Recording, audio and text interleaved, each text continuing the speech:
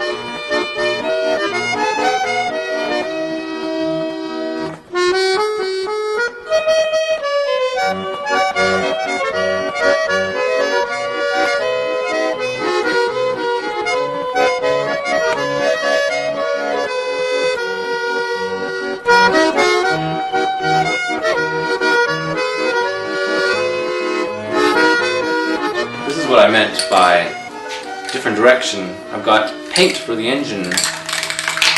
These are kind of fun colors. We got Chrysler Hemi Orange and how do you pronounce that? White. Now before we assemble our engine, we first need to put it on a stand, and before we put it on a stand we need to put on the rear main seal, because that's going to be right in between the attachment for the stand and the engine, and we should do it now before we have to kind of work our fingers in between the two, which is no fun, trust me. We have the two kinds of seals available here. This is the OEM style felt seal, and this is a new updated neoprene seal. I had the neoprene seal on before and it was working really well because I was leaking, as is inevitably happening with all these felt seals. The way it seals is there's like a retaining ring and then a metal plate that sort of sandwiches it between the housing, and when it gets soaked with oil it's supposed to not leak. I actually installed mine with the pan still on the car, the oil pan, and that's really tricky because I ended up ripping the gasket and trying to, you know, leaking, and might as well just take it off the pan. But since we've got it off, we've got a new slate, fresh start. It's going to be really fun, and we have a chance to do everything right the first time. Neoprene seals are great. It's hard to find them for the front. There was a kit years ago. I'm not really sure where it is now, who sells it, who offers it, but I think the whole retrofitting kit is about $30.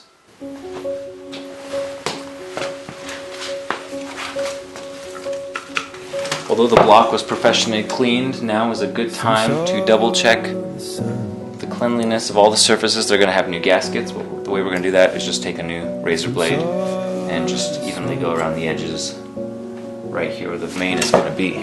With aluminum surfaces, it is crucial you have this completely flat, because if you have it at an angle, it'll gouge out part of the aluminum and the seal will fail. This block is cast iron, and although it is not crucial to keep the blade completely perpendicular to the surface while cleaning it, it is still important to avoid any sort of scratches that could unlikely but possibly lead to failure of the seal. Now would be a good time to tell you guys that this block was, I had the short block assembled at the machine shop because all of the clearances, plastic gauge, installing the bearings was a good price, and it saves me a lot of trouble of having a mistake. Could I do it myself? Yes. Would I want to? No. It's kind of a crucial step, and I will leave that one to the professionals. The entire block was vatted in a steam bath along with the head, and the oil pan was sent through, I forget what it was, like a soda blaster, but not quite. They compared it to a sandblasting machine, but it was small. You can see how clean that surface is with that blasting cleaner thing they use. So once you've razored the edges of the surfaces, you're going to want to clean it with some sort of solvent. This is wax and grease remover, and it is a lot stronger than your conventional home style rubbing alcohol. We use this in the shops to clean the paint guns and clean surfaces of old glue, etc. Kind of like Goo Gone, but it leaves no residue because it's a really strong chemical. And then once we wipe that down, we're going to apply a very, very small amount of silicone, small bead, between the two to wedge that paper and really just guarantee a good seal. I found that the Permatex black silicone adhesive sealant works the best, and it has the maximum oil resistance formula. I sound like an advertisement. Sorry guys, it just works really good. Brought to you by Permatex. A good way to install these guys in here is a little bit of the Ultra Sick Assembly Lube. You can use also engine oil. Make sure it's clean. And just press it in evenly. If it gives you a little bit of trouble, put something flat on it and give it a couple taps with a rubber mallet, or be very gentle with a dead blow. Just, you don't want anything that will damage the backside of this. Which reminds me, I need to put it on something soft. Look at me setting a bad example here. Once this is installed, then we can clean the back. A little bit of silicone. Do the same with the backside of the engine. Silicone that. Install it and torque it to the specifications, which I know you won't do, but you should. Just a small dab is all it takes.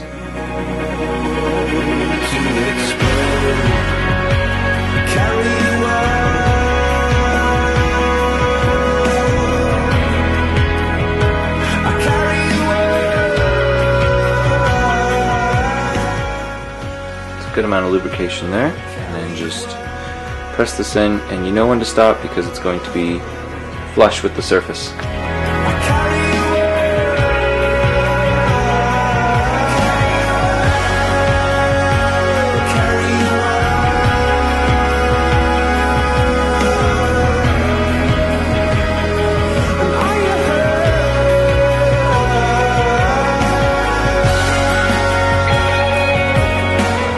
Since you don't have a pointy tip, to give it an even bead, I just sort of dab around, and then I give it a good spread with my fingers so that I know that it's even all around. These pointy tips suck anyways, because once you have used them once, then they get dry and full of that, and it's just too much trouble to clean every time.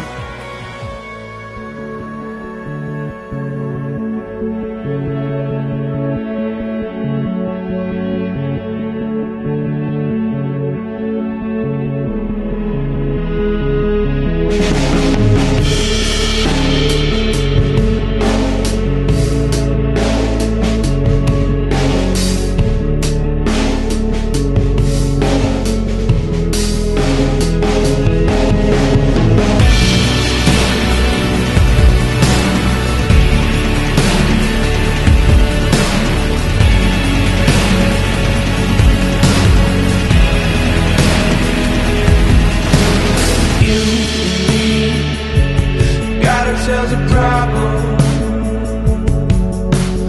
I can see. It's better than a shovel. I believe I found a way around it. I believe it's better than I found it. It's too much smoke to see it. There's too much bold feelings. I love you, and all of your pieces. There's too much more to see it. There's too much bold feelings. I love you, and all of your pieces. I just can't get over how pretty this all looks. Well, on the inside. Since I plan on making this car look nice, I'm going to strip the gaudy yellow valve cover down and using a combination of sandpaper, liquid sandpaper, and steel wool. This is going to be a lot of exercise for my hands. Got some thick paint on there. A couple of hours of sanding. Feels like a couple of hours. There's too much more to see it. There's too much more to feel it. I love you, I love you. All of your pieces. There's too much more to see it. There's too much more to feel it. I love you, I love you. All of your pieces. All of your pieces. All of your pieces. All of your pieces.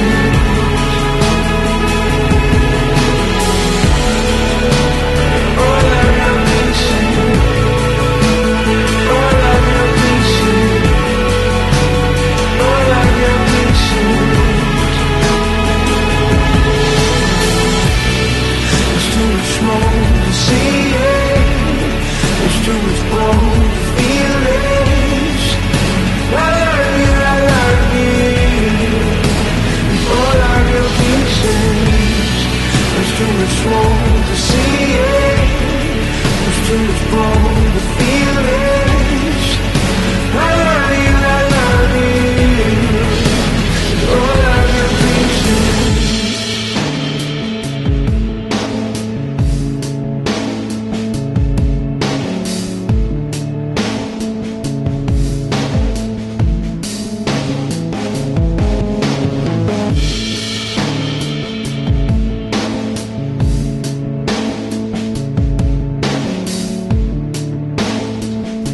First, it is slightly cheaper.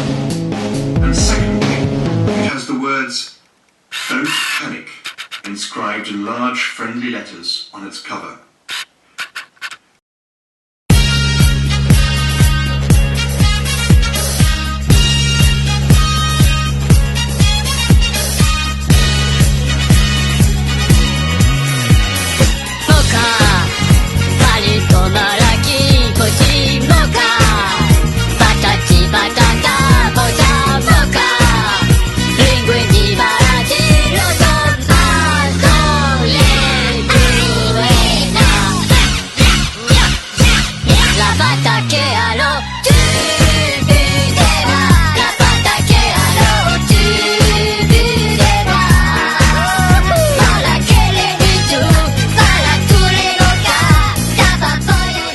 When you're installing the lifters, it's going to be kind of tricky to go in there.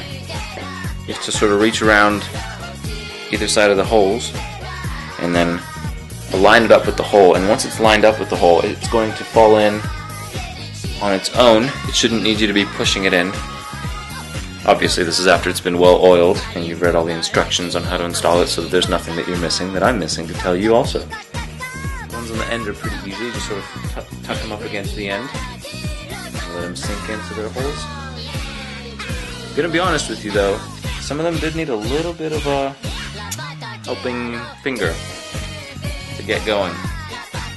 Maybe it's because of all the grease, but I trust that the clearances are good because I can see that they're spinning freely, which is what they need to be doing once they're in there. La